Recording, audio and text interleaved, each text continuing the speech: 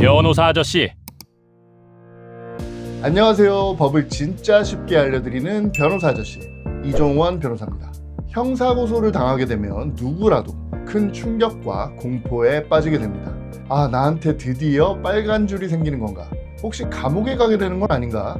진짜 별의별 안 좋은 생각이 다 드는 게 너무나 당연합니다. 하지만 분명하게 제가 말씀드릴게요. 고소를 당했다고 없는 죄가 생기는 것도 아니고 조금 잘못한 게 있다고 해서 무조건 형법상 범죄가 되는 것도 아닙니다. 고소는 말 그대로 누군가 나를 신고했다는 것뿐이지 그 이상 아무런 의미도 없어요. 지금부터 제가 설명드리는 대로만 하나하나 천천히 준비하시면 생각보다 사건이 쉽게 해결되실 수도 있을 거예요. 불송치로 종결되는 케이스도 정말 많습니다.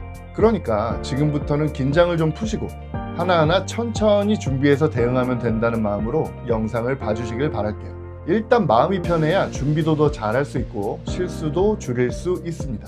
그럼 고소당했을 때 어떻게 대처하면 되는지 지금부터 단계별로 차근차근 한번 정리해 보겠습니다.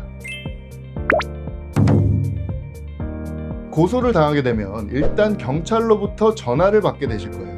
경찰이라고 하니까 뭔가 좀 무섭죠? 경찰이 전화하는 이유는 사건에 대해 묻기 위해서가 아니라 조사 일정을 잡기 위해서예요. 언제 나올 수 있으세요? 이렇게 스케줄을 잡는 전화라는 거예요. 그러니까 당황하거나 긴장하실 필요가 전혀 없습니다.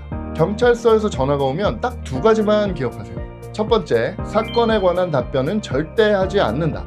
간혹가다 홍길동씨 그때 이런 거 하셨잖아요, 이런 식으로 떠보는 질문을 하는 경우가 있어요. 이럴 때는 직접적인 답변은 피하시고 출석해서 조사받을 때 자세히 설명드리겠습니다 라고만 답하시면 됩니다. 대답할 의무도 없고 혹시라도 실수하게 되면 나중에 불리하게 작용할 수 있어요.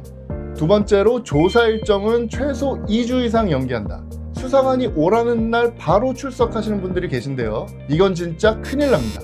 상대가 뭐라고 하면서 고소했는지 뭘 제출했는지 아무것도 모르면서 조사를 받는다? 이건 세상에서 제일 위험한 행동이에요. 고소장을 확인하고 입장을 정리하는 데까지 최소 10일 정도는 걸리기 때문에 조사 일정은 무조건 최소 2주 후로 잡으셔야 됩니다. 정보공개 청구도 해야 되고 변호사 상담도 받아야 된다. 이런 식의 정당한 이유를 대시면서 연기를 요청하시면 됩니다. 자, 이제 다음으로 고소장을 확인해야 돼요. 왜냐하면 고소장에는 누가 언제 어떤 이유로 나를 고소했는지가 모두 기재되어 있기 때문입니다.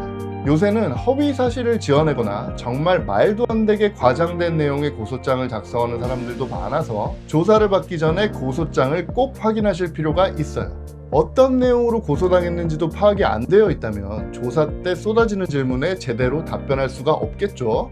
고소장을 봐야 내가 기억하는 그 사건이 맞는지, 상대가 거짓말한 부분은 뭐가 있는지, 어떤 증거를 들면서 반박할 수 있을지 판단할 수 있단 말이죠. 고소장은 경찰서 방문 없이도 쉽게 열람하실 수 있는데요, 정보공개 포털이라는 웹사이트를 통해서 누구나 쉽게 정보공개 청구를 하실 수 있어요. 청구하신 날로부터 일주일에서 열흘 정도면 고소장을 받아보실 수 있습니다. 조사받기 전에 꼭 준비하셔야 할 건 이렇게 4가지입니다. 오늘 영상에서 제일 중요한 부분이니까 지금부터 집중해서 들어주시고요. 그럼 한번 천천히 하나씩 살펴볼게요. 가장 먼저 기억을 복귀하고 사실관계를 정리하셔야 합니다. 고소장에 기재된 사건을 한번 천천히 떠올려 보면서 언제, 어디서, 누구랑 있었고 어떤 일이 있었는지 정리하는 시간을 반드시 가지셔야 돼요. 기억이 가물가물하다면 일정 앱이나 카카오톡, 사진 등을 확인해보면 기억을 복귀하는 데 많은 도움이 됩니다.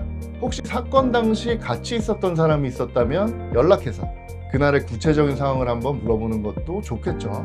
사실관계는 머릿속에 떠오르는 대로 대충 정리하지 마시고 반드시 시간 순서대로 차근차근 정리해 두셔야 합니다. 그래야 나중에 조사받으실 때 훨씬 수월하게 설명하실 수 있어요. 다음으로 반박 내용을 정리해야 됩니다. 고소장을 천천히 여러 번 읽어보시면서 내가 기억하는 사실관계와 다르게 적혀있는 부분은 없는지, 혹시 거짓말이 적혀있지는 않은지, 과장되거나 왜곡된 부분은 없는지 아주 꼼꼼하게 확인하셔서 메모해 두셔야 합니다. 여기서 주의하셔야 할 게 고소장에는 아무런 설명도 없이 내가 한 행동만 딱 써있는 경우가 많아요. 상대방이 나를 더 나쁘게 보이게 만들기 위해서 나한테 유리한 정황들은 고의적으로 안 써놓을 가능성이 많다라는 거죠. 아주 극단적인 예를 들어볼게요. 고소장에는 피고소인이 나에게 욕을 했다 이렇게만 딱 써 있어요. 근데 사실은 상대방이 나를 아무 이유 없이 막 폭행하고 있는 상황이었고 내가 하지 말라고 저항하다가 나도 모르게 튀어나온 욕이었던 거죠. 이게 만약에 죄가 된다면 누가 봐도 이상하겠죠. 이처럼 범죄 판단에는 사건의 맥락, 상황적인 요소가 매우 중요하게 작용하기 때문에 상대가 나를 더 나쁘게 보이도록 만들기 위해 일부러 누락한 부분까지 찾아내셔서 반드시 기록해 두시기 바랍니다. 자, 사실관계를 정리했고 반박 내용까지 준비하셨다면 이제 증거를 준비해야 돼요. 증거는 내 말을 증명해 줄 수 있는 것이라면 어떤 종류든 상관없습니다. 아까 정리해뒀던 반박 내용을 쭉 한번 살펴보면서 내 주장을 입증해 줄 수 있는 객관적인 자료는 뭐가 있을까? 잘 한번 생각해 보시고 최대한 많은 증거를 확보해 두세요. 요새는 주로 핸드폰에 증거가 남아있는 경우가 많기 때문에 카톡이나 문자, 사진, 동영상 등을 특히 꼼꼼하게 살펴보시고 CCTV나 목격자의 진술을 확보할 수 있는 방법이 있는지까지 한번 천천히 생각해 보시기 바랍니다. 증거까지 준비가 끝났다면 이제 고소장을 다시 한번 쭉 보면서 내가 수사관이라면 뭘 물어볼까 한번 생각해 보는 거예요. 조사할 때 수사관이 많은 질문을 하지만 주로 고소장에 기재된 내용들 위주로 질문합니다. 그리고 정말 핵심적인 질문은 범죄 구성 요건에 관한 질문일 수밖에 없기 때문에 충분히 대비하실 수 있어요. 따라서 먼저 내가 조사받는 범죄의 죄명을 확인하시고 그 죄의 구성 요건이 뭔지 인터넷이나 챗 GPT를 통해 검색하신 다음에 각각의 구성 요건과 관련된 예상 질문을 한번 만들어 보시는 거예요. 예를 들어서 내가 사기죄로 고소당했다고 해볼게요. 사기죄 구성 요건을 검색해 보시면 기망행위 차고, 처분행위, 재산상 이익 이렇게 4가지가 나옵니다. 그럼 당연히 내가 고소인을 속였는지, 고소인이 나한테 준 게 있는지, 내가 경제적으로 이득을 본 게 있는지 이런 것들을 가장 핵심적으로 물어보겠죠. 이렇게 핵심 질문들을 한번 만들어보고 여기 어떻게 답변할지까지 한번 준비해보세요. 이 준비를 잘 해두면 실제 조사받을 때 실수할 가능성이 훨씬 줄어듭니다. 이제 준비도 다 끝났고 조사를 받으셔야겠죠. 하지만 지금까지 설명드린 대로만 잘 준비하셨다면 긴장하시거나 겁내실 필요가 전혀 없습니다. 그냥 차분하게 묻는 말에 준비한 대로 답하고 온다는 심정으로 출석하시면 조사를 충분히 잘 받고 나오실 수 있을 거예요. 경찰 조사에 대해서는 딱 2가지만 강조해서 말씀드리고 싶어요. 먼저 거짓말은 절대 하시면 안 됩니다. 거짓말을 한 게 들통나게 되면 수사 단계뿐 아니라 나중에 재판 과정에까지 악영향을 미치게 돼요. 판사님이 내가 무슨 말을 해도 일단 의심부터 하고 본다는 거죠. 그냥 양치기 소년이 되는 거다. 이렇게 생각하시면 딱 맞습니다. 답변하기 곤란한 상황에서는 차라리 그냥 진술 거부권을 행사하시는 편이 더 나아요. 2번째로 애매할 땐 절대 대답하지 마세요. 질문이 잘 이해가 안 되셨다면 반드시 다시 설명해 달라고 요청하셔서 질문의 의도를 충분히 파악하신 뒤에 대답하셔야 되고, 분명하지 않은 사실을 묻는다면 지금은 잘 기억이 나지 않습니다. 좀 확인해 봐야 할 것 같습니다. 라고 하시면서 성급한 답변은 일단 피하시는 게 좋아요. 질문의 페이스에 이끌려서 네 뭐 그런 것 같은데요 라는 식으로 적당히 대답하시면 절대로 안 돼요. 내가 한 답변이 다 조서에 남기 때문에 나중에 말을 바꾸게 되면 마치 내가 일부러 거짓말한 것처럼 보일 수도 있습니다. 단정적인 답변은 아주 명확하고 분명한 경우에만 하시기 바랄게요. 경찰 조사를 잘 받는 방법에 대해서는 예전에 이 영상에서 아주 자세히 설명드렸으니까 꼭 한번 확인해 보시기 바라고요. 경찰 조사에서의 말 한마디가 앞으로 이어질 절차의 흐름을 완전히 바꿔놓을 수도 있다. 이 점 반드시 기억하시기 바라겠습니다. 혹시 지금까지 제가 설명드린 내용을 잘 들으셨는데도 이해가 전혀 안 되시거나 여전히 너무 불안한 감정이 든다면 진짜 제발 혼자 모든 걸 해결하려 하지 마세요. 변호사 상담만이라도 꼭 받으시기를 권장드립니다. 지금 이건 형사처벌을 받게 될 수도 있는 형사사건이라는 걸 절대 잊으시면 안 돼요. 인터넷 좀 검색해보시고 이거 뭐 별일 없겠네 하시는 분들이 정말 많으신데요. 조금 비슷해 보이는 사건을 찾았다고 그게 내 사건에 똑같이 적용될 거라고 생각하시면 절대 안 됩니다.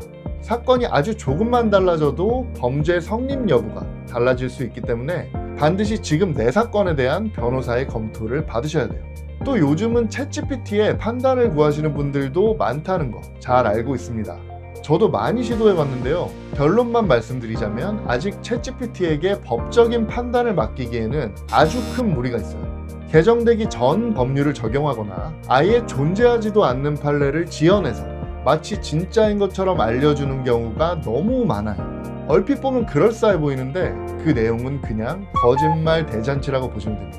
따라서 사건을 최대한 정확하고 안전하게 진행하시기 위해서는 변호사와의 상담을 통해서 이 사건이 정말 죄가 되는지, 사실관계나 증거는 어떻게 정리해야 되는지, 변호사의 동행이나 선임이 필요한 상황인 건지 최소한의 가이드라도 받으시면서 준비하시는 게 현재로서는 가장 안전한 방법이에요. 혹시 혼자 준비가 가능할 것 같긴 한데 변호사의 간단한 조언이나 확인만 받고 싶은 상황이라면 제가 구독자분들을 위해서 간단 법률 자문이라는 서비스를 제공해드리고 있으니까 궁금하시다면 이 영상을 확인해 주시고요. 아래 설명란 링크를 클릭하셔서 저에게 문의 주신다면 제가 성심성의껏 도와드리도록 하겠습니다. 지금까지 고소를 당했을 때 어떻게 대처해야 하는지 단계별로 함께 살펴봤는데요. 불안하고 걱정스러운 마음이 약간은 가라앉으셨길 바랍니다. 다시 한번 말씀드리지만 고소당했다고 다 처벌받는 게 아니에요. 유죄 판결이 확정되기 전까지는 무죄로 추정되는 것이 형사법의 기본 원칙입니다. 지금부터 차분히 대응해 나가시면 충분히 상황을 좋은 방향으로 이끌어 가실 수 있을 거예요. 혹시 혼자서 준비하시는 게 너무 어려우시거나 지금 감정적으로 너무 불안정한 상황이시라면 이메일이나 설명란 링크를 통해서 저에게 한번 꼭 문의 주시고요. 꼭 제가 아니어도 좋으니까 변호사와 상담만큼은 꼭 받으시라고 마지막으로 다시 한번 강조드리고 싶습니다. 시청해주신 여러분 진심으로 감사드리고요. 이왕 여기까지 보신 김에 구독과 좋아요 그리고 알림 설정까지 꼭 부탁드릴게요. 다음 영상에서는 더 쉽고 도움되는 법률 정보로 찾아뵙도록 하겠습니다. 변호사 아저씨였습니다. 감사합니다.